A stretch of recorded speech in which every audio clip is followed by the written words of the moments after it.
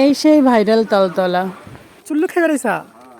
যখন থেকেই শুনেছি যে আমাদের এখানেও একটা ভাইরাল তালতলা হয়েছে, সেদিন থেকে আমার মনের খুব ইচ্ছা ছিল সেই ভাইরাল তালতলা যাওয়ার। আমাদের বাড়ি থেকে বাইক নিয়ে সেই ভাইরাল তালতলা যেতে বেশিক্ষণ টাইম লাগে না, 12 মাইল থেকে মাত্র 10-15 মিনিট লাগে যদি টোটোতে আসো, তাহলে বাইকে আসলে আরো কম। আমি, আমার একটা দাদা আর একটা বন্ধু, তিনজনে বেরিয়ে পড়েছি বাড়ি থেকে সেই তালতলা যাওয়ার জন্য। সেই সকল রাস্তা পার করে আমরা এখন তালতলায় পৌঁছে গেছি।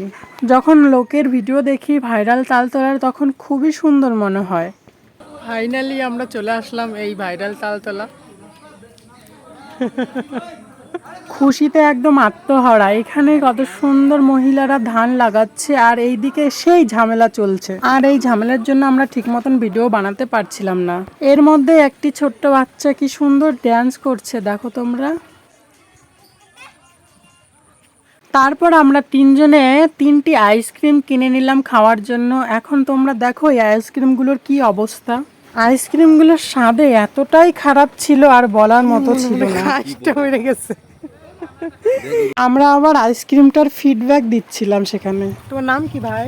ইগনাসিউস। হ্যাঁ, ইগনাসিউস। বা তোমার বাড়ি কোথায়? জাহানাবাদ ডাঙ্গাপাড়া। এই জায়গাটার নাম কি ছিল আগে? জাহানাবাদ ডাঙ্গাপাড়া। আর এখন ভাইরাল তালতলা বানিয়ে দিছে। আচ্ছা আচ্ছা, ভালো আছো তুমি? হ্যাঁ। ছোট্ট ভাইটি খুব সুন্দর কথা বলেছিল আমাদের সাথে। এখন আমরা এই তালতলা থেকে বিদায় নেব। যাওয়ার আগে দেখি সেই পাকুয়াহাটের ভাইরাল কাকুটা আসছে।